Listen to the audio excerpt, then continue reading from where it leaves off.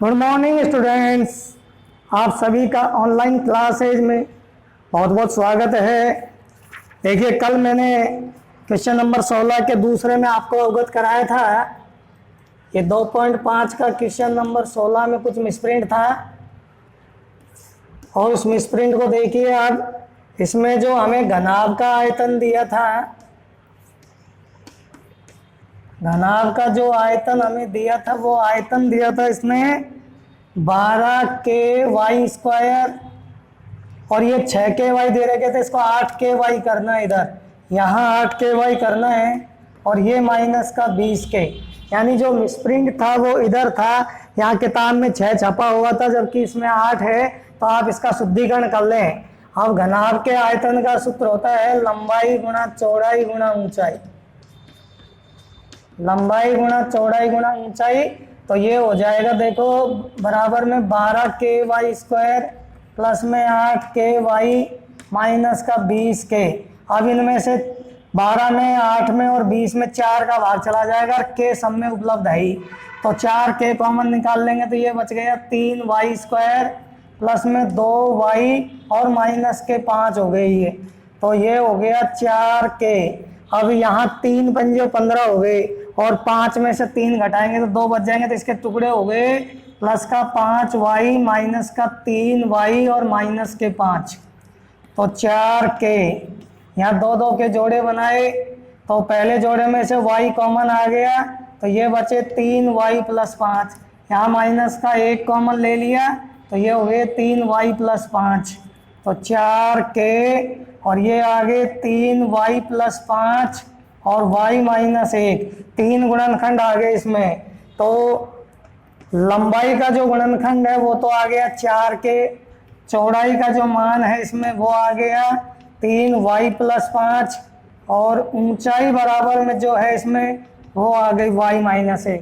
इस तरीके से बच्चों इसके 16वें सवाल का दूसरा हम करेंगे, जिसमें हम लंबाई को पाएंगे तो 4k, चौड़ाई पाएंगे 3y प्लस 5 और ऊंचाई का मान प्राप्त करेंगे y माइनस का 1। तो ये हमारे कल के वीडियो में आपको अपूर्ण रखा था हमने, क्योंकि इस सवाल में थोड़ा मिसप्रिंट था। आज हम अब आपको प्रश्नावली 3 निर्देशांक ज्यामिति का शुभारंभ कर रहे हैं और इस निर्देशांक ज्यामिति के बारे में हम आपको बताएंगे। तो सबसे पहला जो हमारा पॉइंट है वो है निर्देशांक ज्यामिति। निर्देशांक ज्यामिति, निर्देशांक ज्यामिति में देखेंगे किसी समतल तल में,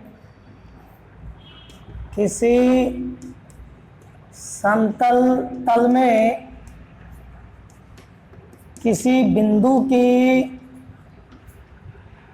किसी समतल तल में किसी बिंदु की स्थिति का, किसी बिंदु की स्थिति का पता लगाने के लिए, पता लगाने के लिए जिस पद्धति का, जिस पद्धति का उपयोग किया जाता है, जिस पद्धति का उपयोग किया जाता है निर्देशांक ज्यामिति कहलाती है। निर्देशांक ज्यामिति कहलाती है।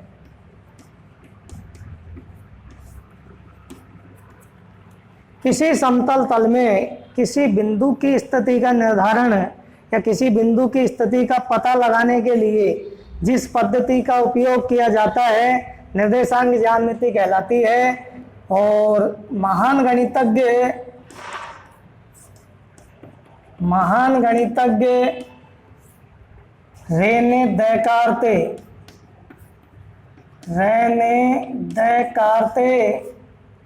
ने इस पद्धति को विकसित किया,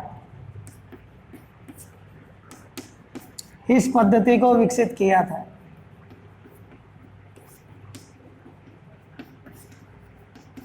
प्यारे बच्चों, इस संसार में, इस अंतरिक्ष में असंख्य बिंदु होते हैं।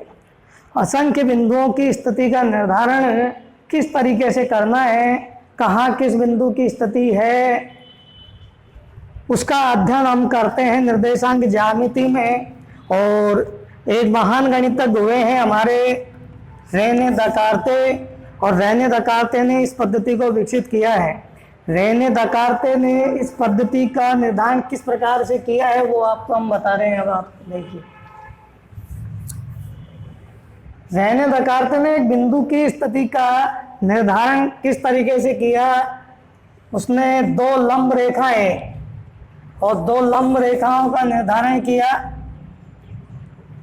एक क्षैतिज तल के समांतर और एक ऊर्ध्वाधर तल के समांतर। ये दो रेखाओं का निर्धारण किया था रेने दकार्ते ने। ये जो पूरा तल है हमारा वो समतल तल है, और इस समतल तल में उसने दो रेखाओं का निर्धारण किया। इस रेखा को एक्स अक्ष कहा उसने। ये जो रेखा है वो क्षैतिज तल के समांतर रेखा है। जो आड़ी रेखा है, ये इस आड़ी रेखा का उसने क्षैतिज तल के रूप में निर्धारण किया, और इस खड़ी रेखा को उसने वाई अक्ष, और इस वाई अक्ष वाली रेखा को उसने ऊर्ध्वाधर तल कहा। ऊर्ध्वाधर तल कहा उसने। तो उसने दो लंब रेखाओं का निर्धारण किया, एक क्षैतिज तल के समांतर रेखा और एक ऊर्ध्वाधर तल के समांतर रेखा। इन दोनों रेखाओं ने एक दूसरे को जहां काटा वहां उसने ओ मूल बिंदु लिया।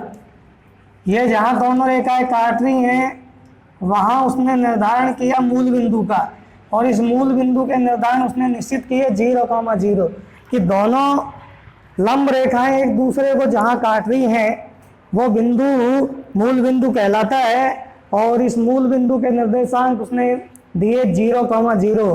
अब इसने इस मूल बिंदु के बाईं ओर जो आड़ी रेखा है उसको x धनात्मक अक्ष कहा, और इधर की तरफ जो बाईं ओर वाला भाग है उसने इसको x डैश अर्थात x के ऋणात्मक बिंदु वाला भाग कहा। ये ऊपर वाला y अक्ष जो धनात्मक है और नीचे वाला जो y डैश अक्ष कहा इसको। इसमें y के जो निर्देशांक होंगे वो ऋणात्मक होंगे इस रेखा पे। तो इस तरीके से उसने इन दोनों रेखाओं द्वारा एक समतल को 4 भागों में डिवाइड किया। इस पहले वाले भाग को उसने प्रथम चतुर्थांश कहा। इस पहले वाले भाग को इसने प्रथम चतुर्थांश, दूसरे वाले भाग को इसने द्वितीय चतुर्थांश कहा। इस वाले भाग को उसने तृतीय चतुर्थांश कहा।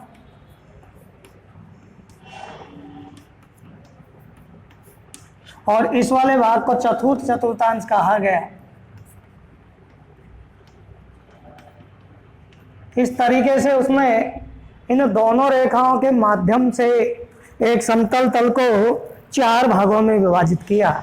अब इन 4 भागों को मैंने कह दिया कि उसने पहले वाले भाग को प्रथम चतुर्थांश कहा, दूसरे को द्वितीय चतुर्थांश, तीसरे को तृतीय चतुर्थांश और चौथे वाले को चतुर्थ चतुर्थांश कहा।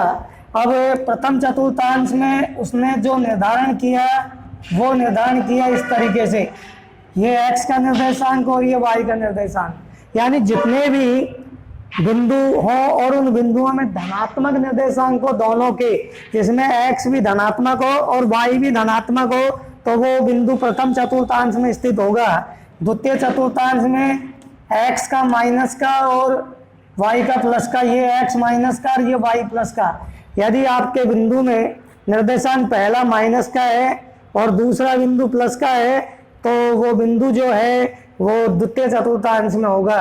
तृतीय चतुर्थांश में उसने दोनों ऋणात्मक निर्देशांक वाले बिंदुओं को चुना कि अगर आपका बिंदु दोनों जिसमें x भी ऋणात्मक है y भी ऋणात्मक है तो वो तृतीय चतुर्थांश में होगा। और चतुर्थ चतुर्थांश में जो है x का धनात्मक होगा और y का ऋणात्मक होगा। इस तरीके से उसने एक बिंदु की स्थिति का निर्धारण करने के लिए एक समतल तल को 2 रेखाओं के माध्यम से, क्षैतिज तल और ऊर्ध्वाधर तल के माध्यम से इस पूरे समतल को 4 खंडों में विभाजित किया। प्रथम खंड में प्रथम चतुर्थांश, और प्रथम चतुर्थांश में जितने भी धनात्मक निर्देशांक वाले बिंदु हैं जिसमें दोनों निर्देशांक धनात्मक हों वो कहलाता है, वो बिंदु स्थित होगा प्रथम चतुर्थांश में। x माइनस का और y प्लस का हो तो ऐसा बिंदु द्वितीय चतुर्थांश में। जिसमें दोनों ही बिंदु ऋणात्मक हो वो तृतीय चतुर्थांश में। और जिसमें पहला बिंदु धनात्मक हो और दूसरा बिंदु ऋणात्मक हो वो चतुर्थ चतुर्थांश में होगा। तो इस तरीके से उसने एक समतल तल में एक बिंदु की स्थिति का निर्धारण करने के लिए इस तरीके से समतल को 4 खंडों में विभाजित किया और इन 4 खंडों में मैंने बिंदु की स्थिति का निर्धारण कर दिया कि कौन सा बिंदु कहाँ स्थित होगा। अब एग्जाम्पल के तौर में जैसे आपको कुछ बिंदु दे करके पूछ लिए जाएं, जैसे आपको ए बिंदु दे दिया माइनस के 1,5, बी बिंदु दे दिया 2,7, सी बिंदु दे दिया -4, -6 और डी बिंदु दे दिया 4, -6। ये 4 बिंदु दे दिए और आपसे पूछा बताओ कि ये बिंदु कहाँ स्थित होंगे। तो हम पहले बिंदु की स्थिति का निर्धारण करेंगे, फिर दूसरे का, फिर तीसरे का, फिर चौथे का। तो पहला बिंदु देखा हमने तो इसमें पहला ऋणात्मक है, दूसरा धनात्मक है। तो पहला ऋणात्मक ये रहा, धनात्मक दूसरा ये रहा। तो ये जो बिंदु है हमारा वो द्वितीय चतुर्थांश में स्थित होगा। कहाँ से पता लगाया हमने? यहाँ से। अगर पहला ऋणात्मक है दूसरा धनात्मक है तो द्वितीय चतुर्थांश में। इस वाले में दोनों ही पॉजिटिव है, दोनों ही धनात्मक हैं, तो ये हमारा जो बिंदु है वो प्रथम चतुर्थांश में स्थित होगा। इसमें दोनों ऋणात्मक हैं तो ये तृतीय चतुर्थांश में होगा। और ये इसमें पहला धनात्मक है दूसरा ऋणात्मक है तो ये चतुर्थ चतुर्थांश में स्थित होगा। इस तरीके से हम किसी भी बिंदु की स्थिति का निर्धारण कर सकते हैं। तो इसके लिए हमें ये इन चीज़ों का ज्ञान होना चाहिए। इनके बिना हम एक बिंदु की स्थिति का निर्धारण का पता नहीं लगा सकते कि वो बिंदु जो है वो किस तल में होगा, कहाँ स्थित होगा। तो इसके लिए हमें इन 4 अक्षों को, 4 तलों वाले अक्षों का ज्ञान होना चाहिए। तो देखिए इसमें जो याद रखने पॉइंट है वो है पहला एक्स अक्ष। एक्स अक्ष में क्षैतिज तल के समांतर रेखा को, क्षैतिज तल के समांतर रेखा को, क्षैतिज तल के समांतर रेखा को एक्स अक्ष कहते हैं। आपसे पूछा जाए भाई एक्स अक्ष किसे कहते हैं तो इसमें कह देंगे क्षैतिज तल के समांतर जो रेखा होती है उसको एक्स अक्ष कहते हैं। वाई अक्ष, वाई अक्ष में ऊर्ध्वाधर तल के समांतर, ऊर्ध्वाधर तल के समांतर रेखा को, ऊर्ध्वाधर तल के समांतर रेखा को वाई अक्ष कहते हैं। ऊर्ध्वाधर तल के समांतर रेखा को वाई अक्ष कहते हैं। अगला आता है मूल बिंदु। मूल बिंदु एक्स अक्ष एवं वाई अक्ष की रेखाएं जिस बिंदु पर प्रतिच्छेद करती हैं, जिस बिंदु पर प्रतिच्छेद करती हैं वह मूल बिंदु कहलाता है। वह मूल बिंदु कहलाता है। इसे ओ से व्यक्त करते हैं, ओ से व्यक्त करते हैं। इसके निर्देशांक, इसके निर्देशांक 0,0 होते हैं। तो 3 चीज इसमें महत्वपूर्ण है। पहला तो एक्स अक्ष।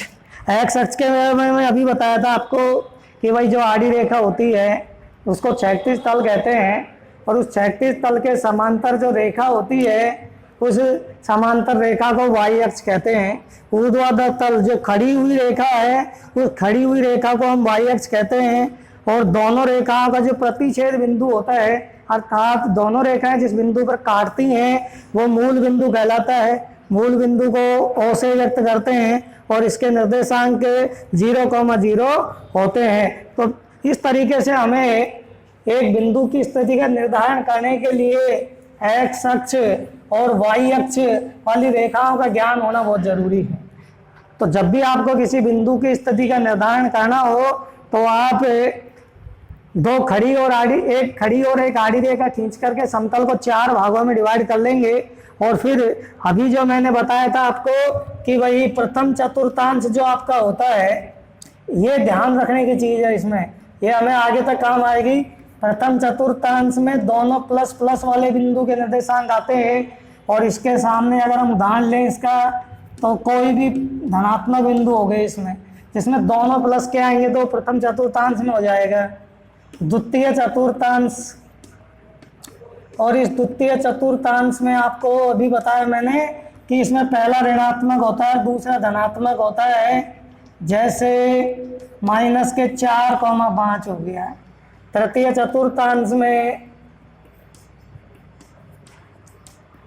चतुर्थांश में दोनों ही ऋणात्मक बिंदु होते हैं और इसमें आप उदाहरण के रूप में ले सकते हैं -7, -11।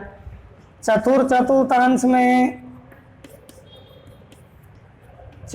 चतुर्थांश में पहला प्लस का और दूसरा माइनस का होता है।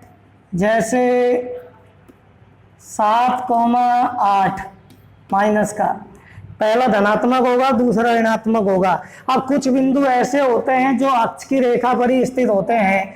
जैसे एक्स अक्ष पे कोई बिंदु हो तो एक्स अक्ष पे जो बिंदु होगा उसके निर्देशांक इस तरीके से होंगे, x, 0 के रूप में होगा वो।